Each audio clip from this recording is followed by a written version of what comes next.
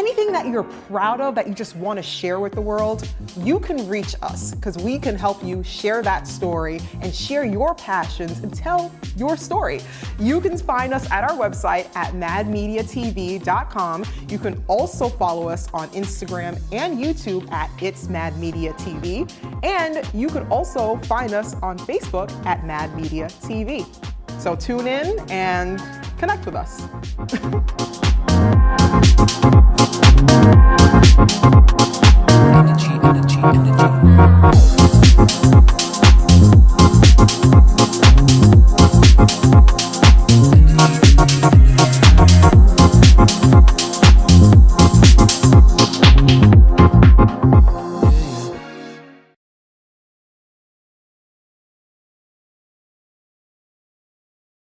Hello, my name is Autumn McLeod, and this is Mad Media TV, where we will be shining a spotlight on a remarkable individual right here at the university that has been so gracious to host us. I'm so thrilled and excited to sit down and chat with an esteemed author, professor, and journalist, Kristal Brent Zook. Kristal has contributed to renowned publications such as the Washington Post, Essence, Vibe, the New York Times, Sunday Magazine, and she has written and produced for NPR. Her presence has graced television networks such as CNN, BET, MTV, PBS, and Fox, among others.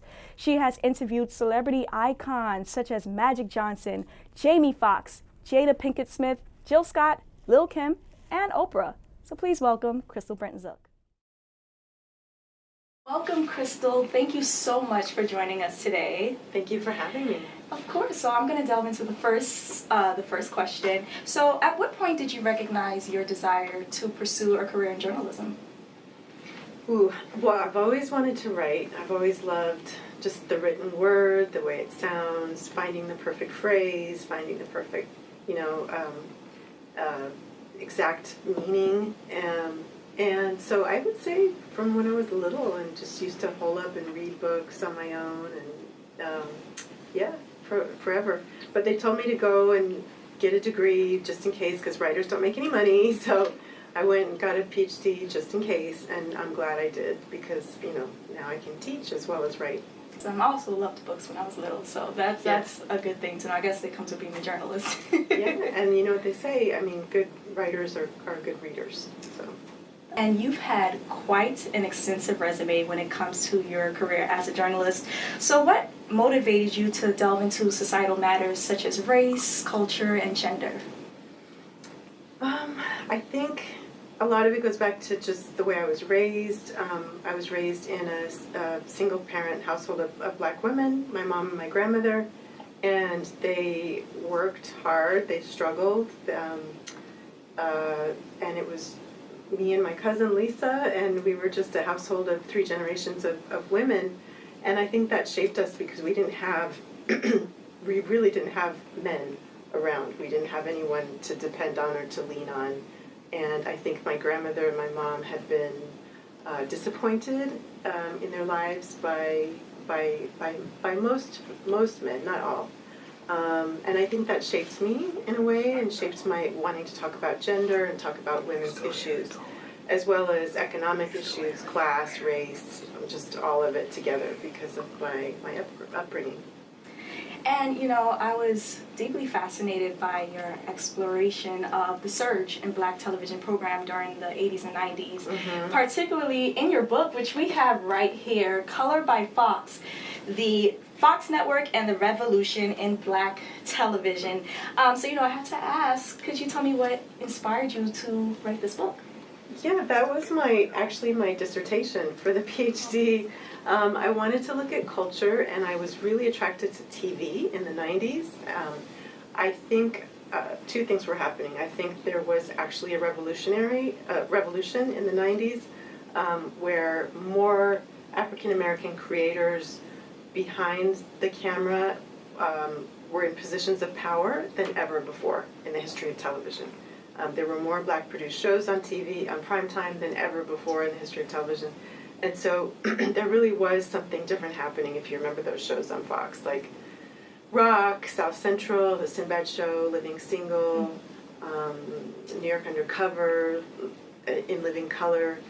And the second thing at the same time was me being in my 20s and trying to find my own sense of identity and my own sense of where do I fit in, and what I call home, my own sense of like home. I think a lot of those programs were doing the same thing, and they were trying to define what is blackness, what is authenticity, what is, a lot of the shows looked at colorism, they looked at class issues, starting with the Fresh Prince of Bel-Air. It really kind of started a conversation. It was the Cosby Show. You really started to look at what does it mean to be economically mobile and African American, and does that change your blackness, right? And so I gravitated to a lot of these shows in an effort, I think, to understand my own story and how I fit in. And you touched on this subject in the CNN documentary, the 90s. What was that like?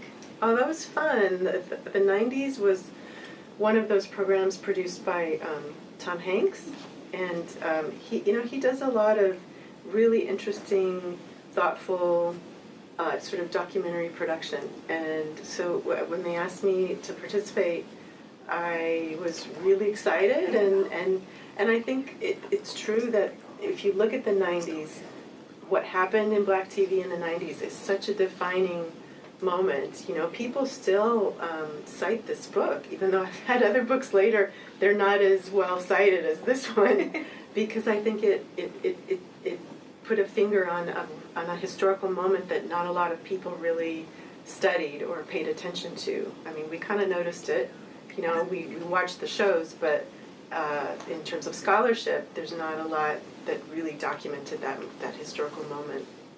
And you've had the chance to interview influential executives and producers in the Black television programming landscape. So what was it like to talk to people like Keenan Ivory Wayans and Sinbad and Quincy Jones? It was fun. It was fun. I mean, listen, Keenan I met when I was 14 because I used to work at this t-shirt store on Hollywood Boulevard. I'm from Hollywood.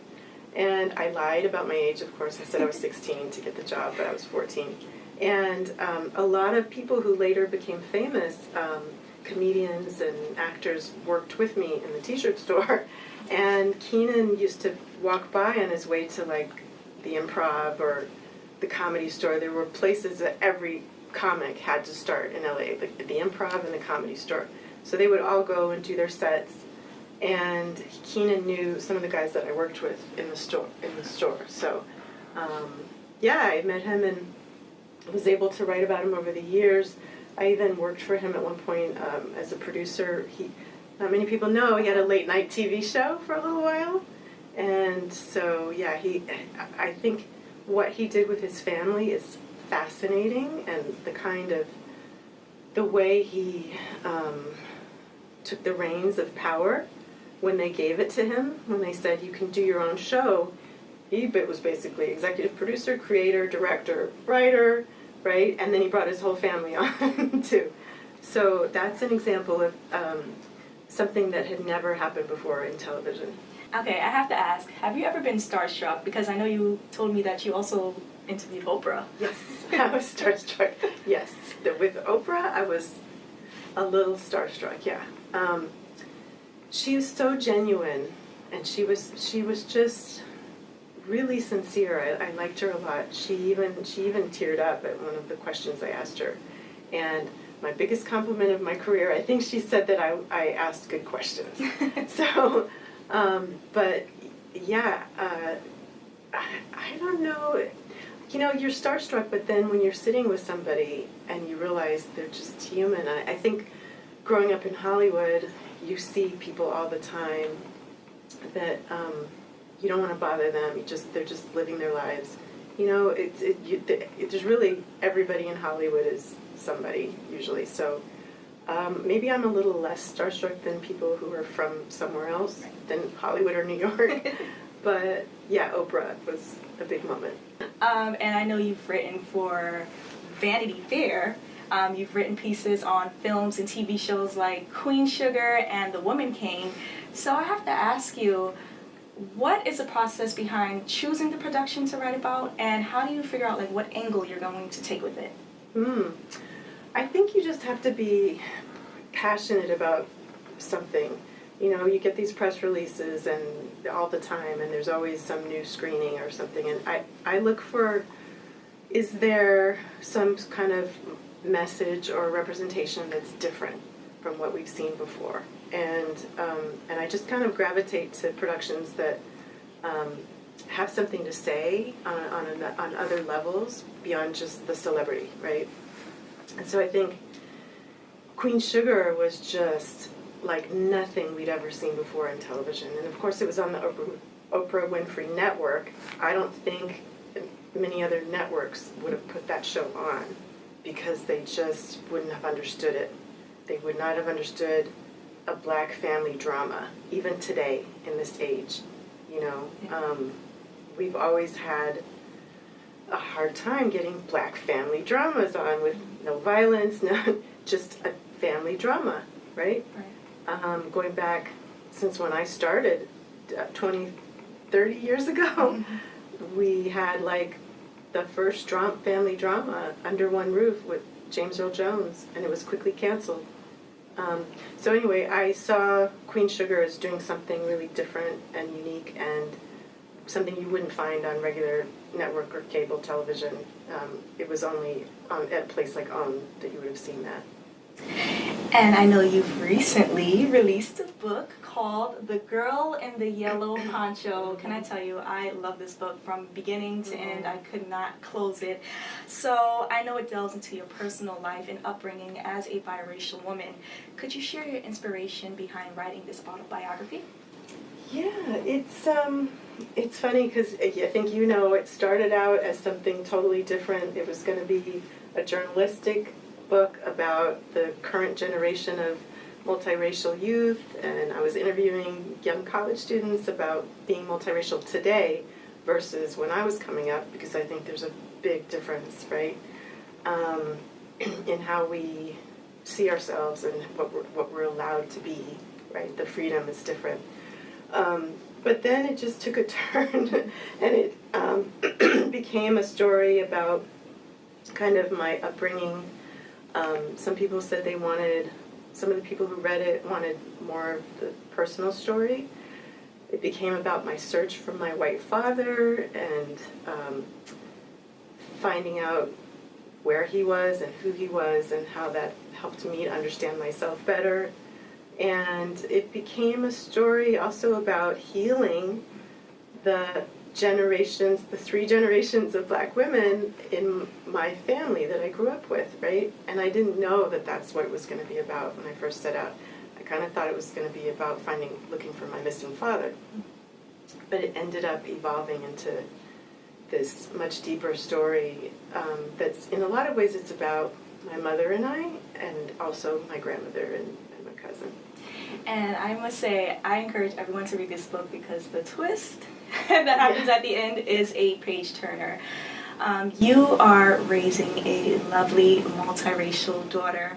So what advice would you give her as she prepares to venture into the real world? So much advice. On the topic of race, I think she understands she's brown skin, and what does that mean? She's still learning that, I think. But you can never start too young. I think we need to have these conversations immediately, like as soon as you possibly can, because otherwise, because that's how you shape their understanding at home before they're hit with it out in the world. That's my belief. So I just try to talk to her about whatever comes to mind, whatever she's reading, whatever she's hearing, whatever's out there. Talk to her about it at home first, so she's prepared to face the world. In your book, you touch on a lot of personal moments, including what you shared about sexual assault. So how was it, sharing such a vulnerable moment with the public? You don't plan, you don't plan anything with a memoir. I really believe that it comes out, and as you're writing, you're not thinking, well, at least I'm not. I think writers write first, and then we think about publishing later. And in my case, I've always written in journals. So a lot of what came out had been in journals, and then you kind of piece it together and realize this is part of my story. I don't think I could have told this whole story if it hadn't been for Me Too. And all of the women who've come before me in recent years, it took me until this age and this moment in time when a lot of women are saying, look, this happened to me, this happened to me, this happened to me. And we're starting to realize just how prevalent and how incredibly common it is for little girls and women to be assaulted in all different kinds of ways. And what I like about the book, it's kind of sad, but it's kind of funny, is that it's not one incident. You see the patterns, whether it's harassment in the street or, catcalling or attempted sexual assault and kidnapping, unsuccessfully attempted. So many times I think girls are faced with danger throughout our lives that it just becomes normalized, and we don't think about it consciously. But as I wrote and I started thinking, oh yeah, this happened too, and this, I didn't even include everything that's happened to, most of us have had jobs where there's been some kind of pressure or some kind of harassment, and so I'm glad that we're now talking a lot more. Yeah, it's very important. So I commend you for sharing that with us.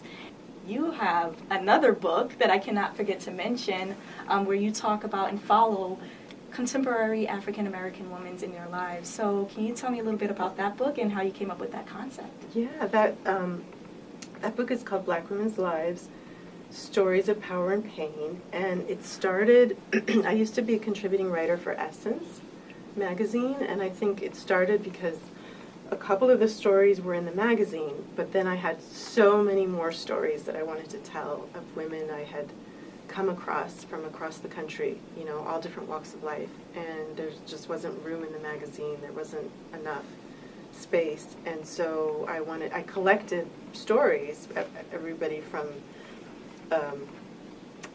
a CEO to a dairy farmer, organic dairy farmer, to a school principal and a film director, and I just kind of wanted to tell each of their stories. That's awesome. Yeah. That is next on my to-read list, okay? Yeah. Any new projects that you're working on or anything coming up? Ooh, nothing I can talk about yet. Okay. I'm working on a few things. Okay. But Well, hopefully, when that comes out, we'll score another interview with Yes. you and discuss that next. Definitely. Thank you so much, Professor Zook, for sitting down with us and sharing your story. We really appreciate it. My pleasure. Thank you for having me. Thank you. Thank you once again to Kristal for sharing her story with us today, and a special thanks to Hofstra University for providing a platform for this broadcast on their esteemed campus. Please be sure to check out Kristal's latest book, The Girl in the Yellow Poncho, which you can access on Amazon and her website, alongside her other titles, I See Black People, The Rise and Fall of African American Owned Television and Radio, Black Women's Lives, The Stories of Power and Pain, and Color by Fox, the Fox Network, and the Revolution in Black Television. Be sure to check out Kristal's website at kristalbrentzzook.com and follow her on all social media channels. You can find the handles right here on your screen. I'm Autumn McLeod, and this is Mad Media TV signing off.